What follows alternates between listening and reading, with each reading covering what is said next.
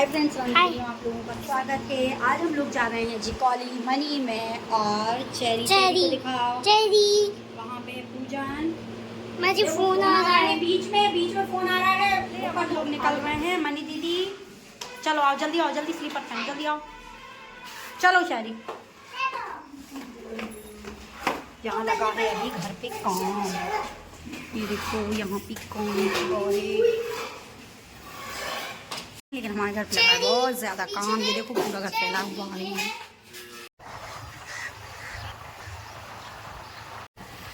अब हम आ गए हैं चिकौली घाट और यहाँ पे देखिए अभी नर्मदा जी आई हुई है पानी छोड़ा है डैम से।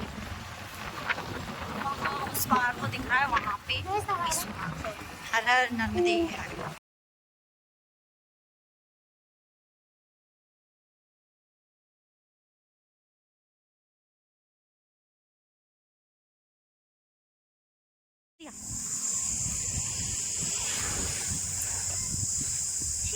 चिकौली घाट के पास ये एक हाउस है। यहाँ पे होंगे पूजन, जहाँ पे हम लोग आए हुए हैं, आ चुके हैं।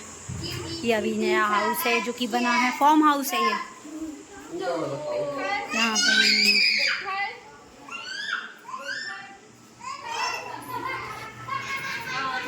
देखो यहाँ पोनी स्वाग लें।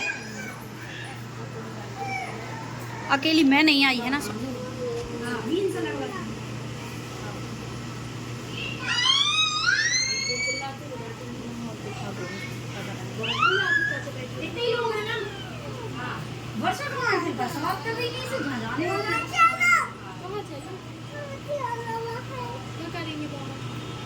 चलो अरे ऐसे मारो दो। तो कर लो जैसे और कौन आप बस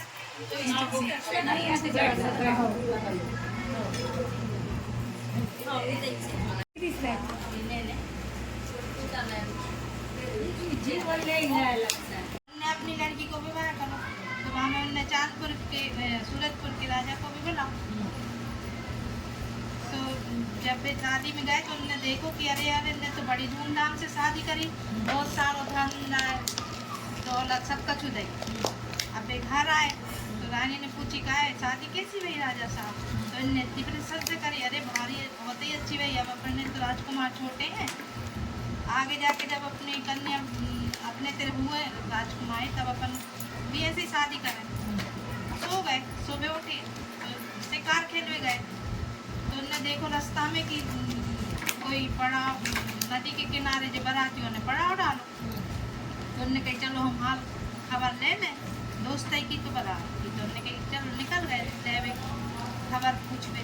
जैसे ही जाके हमने देखो तो उन्हें सुनाई पड़ू कि ए राजा साहब ने तो सब कछु दाओ, घोड़ा बांधवे तो खूंटा और भी नहीं दे।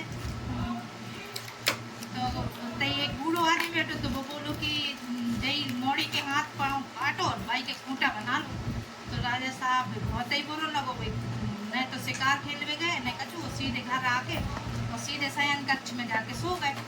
अब दास दासियों को पता चली, उनने कही कि राजा साहब आ गए रानी जी, ना कोई से बोले तो रानी जी उनको हाल का होगा, तबीयत खराब है कैसे?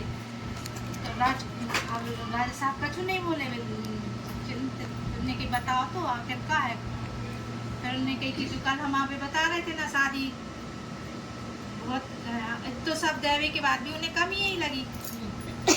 अब रानी काटो तो खून नहीं, रानी चुपचाप खड़ी कहने लगी। अब फिर राजा साहब से बोले कि राजा साहब कहने लगे कि देश एक आर्ट टंगवा दो कि किसी के यहाँ लड़की ना हो, अगर हो तो उसको मरवा दिया जाए। तो उनके आदेश से एक तख्ती टंगवा दी गई कि किसी के यहाँ कन्या नहीं होगी, अगर होगी तो उसको मरवा दिया जाएगा। ऐसे पूरे देश में समय बीतता गया। कुछ दिन बाद राजकुमार बड़े हुए, रक्षाबंधन का त्योहार आ तो देखो कि सबके हाथ में राखी बंधी। तो राजकुमार ने घर आए तो बोले माँ मुझे भी राखी बंधवाना, मुझे भी बहन चाहिए। तो रानी कछ कह दी। तो उन्होंने कहा बेटा अभी जो तुम्हारी दोस्त की बहन आई है तुम उससे बंधवा लो। मगर वे कहने लगे नहीं हमें तो अपनी खुद की बहन चाहिए, सगी बहन। तो कहने लगे अच्छा ठीक है। राजा साहब कुछ दिन के लाने बाहर शिकार खेल गए थे 1-2 साल। हमने जैसे बीच में रानी गर्भ से थी तो उनने बताई नहीं, उनके वो लड़की पैदा हुई तो उनने बाहर रखी और ऊपर एक कमरा बनवा दो, वहाँ में व्यवस्था कर दी कि चाहे दास दासियों से कहती कि जब भी राजा साहब रहे तो चाहे नीचे नहीं लाओ जाए, ऊपर ही रखो जाए। फिर धीरे धीरे करके बड़ी हो गई लड़की।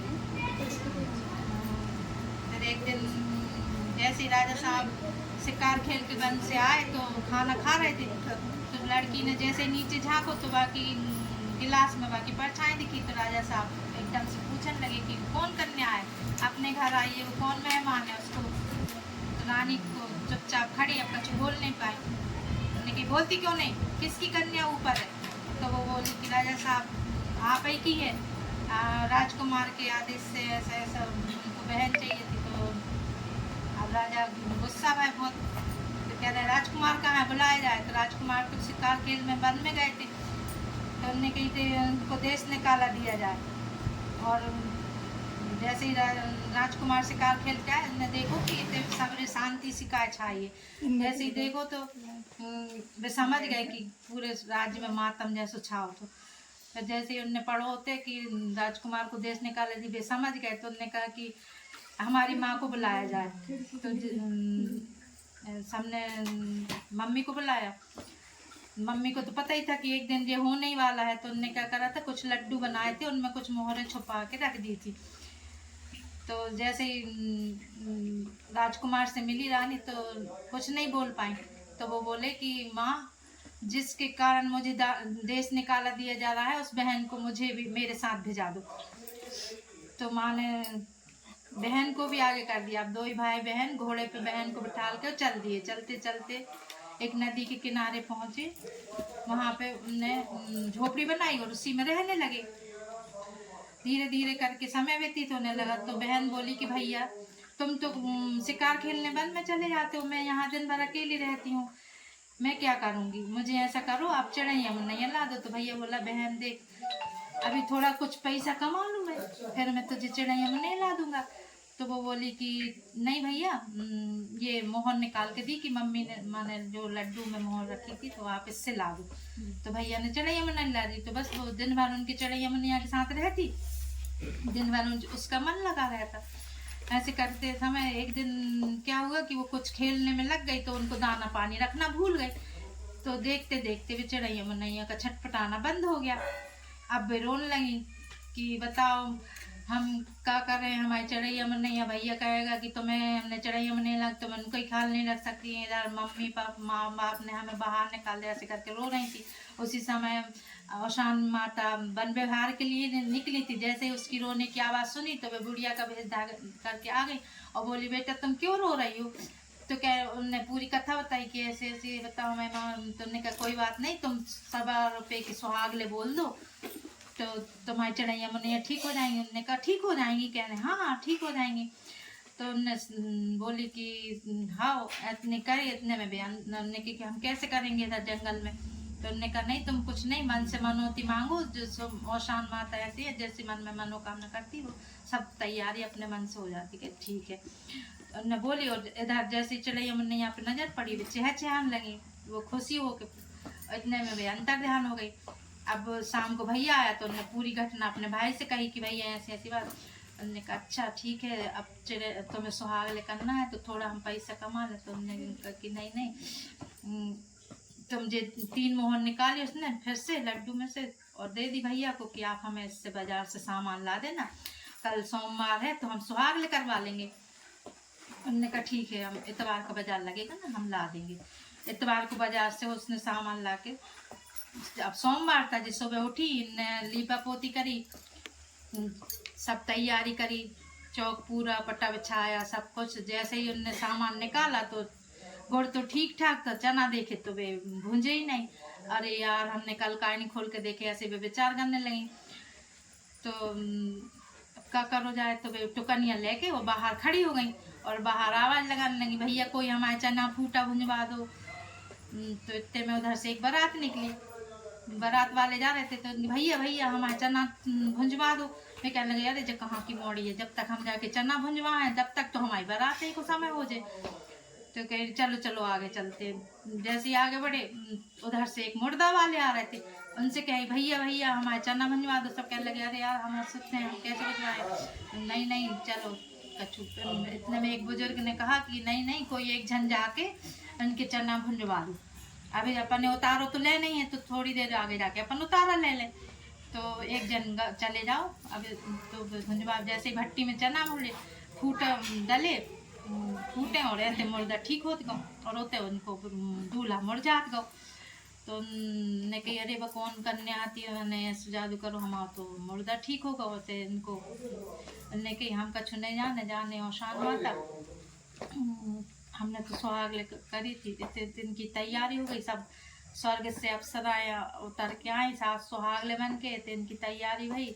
और फिर इतने से दूल्हा बाराती वाले आ गए। अरे कहाँ गई वह लड़की इतने पे मैंने हमारे दूल्हा का कर दो वो देखो ऐसा हो। तो बाहर निकल के आए। उन्होंने कि एक कह रहा कि हमारा मुर्दा ठीक होगा, एक कह रहा कि हमारा दूल्हा ऐसा होगा। अब हम कहा जाने जाने और शान माता जैसी जिनकी मन में मनोकामना होती वो सबको फ़ोन करती हैं।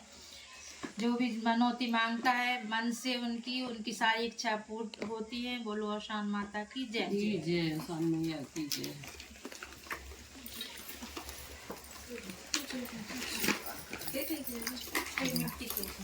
मैया मेरे ही अंगना में आइयो सुहागन मैया मेरे ही अंगना में मेहंदी रखी है। मेरे ही अंगना में मेहंदी रखो है। संग भराए घर जइयो सुहागन मैया मांगे भराए घर जइयो सुहागन मैया मेरे ही अंगना में आइयो सुहागन मैया मेरे ही अंगना में झुमकी रखी है। मेरे ही अंगना में झुमका रखे। वो लोग है ना, अब हमें पापा लेने आ रहे हैं, अब हम जाएंगे घर, है ना? कहाँ जाएंगे? घर जाएंगे घर। ये देखो ये फार्म हाउस है, यहाँ पे थी पूजन, जहाँ हम आए थे। अभी हम जाएंगे थोड़ी देर नंदबाजी में, उधर ले गए मामू तो, है ना?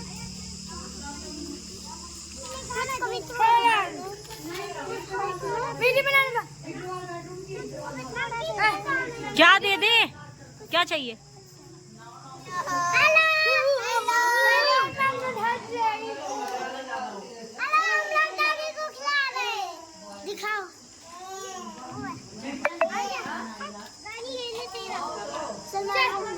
अब वहाँ के बाद हम आ रहे हैं नर्मदा। जल्दी आओ दोनों आओ। हाँ जल्दी आओ।